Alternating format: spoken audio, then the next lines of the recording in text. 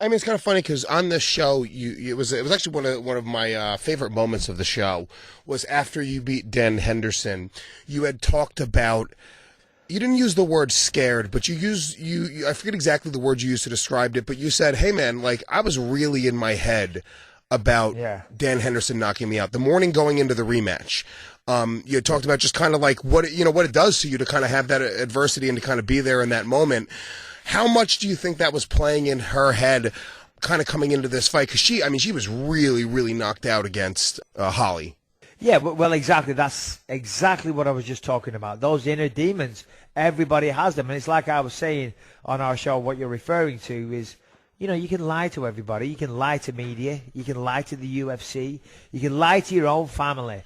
The only person you can't lie to is yourself. When you're laid in bed at night or you're laid in bed day of the fight, you can say to everybody, yeah, I'm going to kill this guy.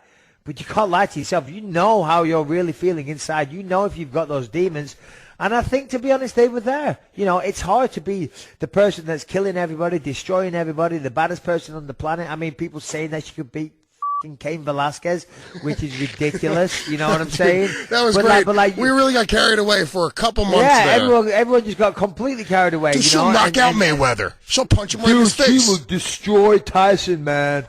And then they start to believe that. They start to believe that you do, because people are only human. And if you've got all these sycophants around you telling you that you're so great, then you do start to believe it. Then all of a sudden, boom, somebody knocks you out cold. You're like, whoa, hold on a minute. That weren't supposed to happen. I thought I was the greatest on earth. So going into the next fight, of course those feelings are there, and it's how you handle them. Now, I think talking to the media not talking to the media in hindsight, and again, everything's 2020 in hindsight was a mistake. That would have given her a chance to exercise some of those demons, maybe to answer some of those difficult questions that some decent media would have thrown at her. It's like They would have therapy. asked her some. Yeah, but exactly, there you go. That's the point I'm making. It kind of would have worked out some of those demons a little bit. That's an interesting point. The last place you want to be is walking into that octagon at the highest level of sports at the end of the year for a world title against a bad motherfucker like Amanda Nunes on the other side of the octagon. 20,000 people live, millions around the world watching you. You're like, oh, this is my first time back. And you just, she was like a rabbit in the headlights, because she's got this big, massive, menacing, intimidating woman that's going to try and knock you out. And you're like, crap, if I can't get my hands on her, I'm screwed. It's kind of funny. Lewis raises an interesting point there, and we all have our own opinions. But I want to ask somebody that's in the division: is who do you see actually as the featherweight champion? Because of course you got Conor McGregor that vacated the belt.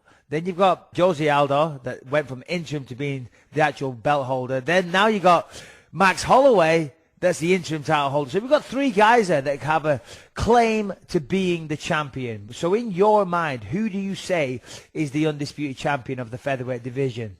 Who do I say? I think Max Holloway, for now, is the champion, unless he fights against Jose Aldo, and the guy who wins between those guys is going to be the champion.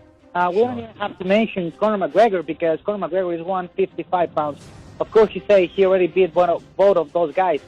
Who cares? I mean, he's already 155 pounds. We don't even have to talk to him about him.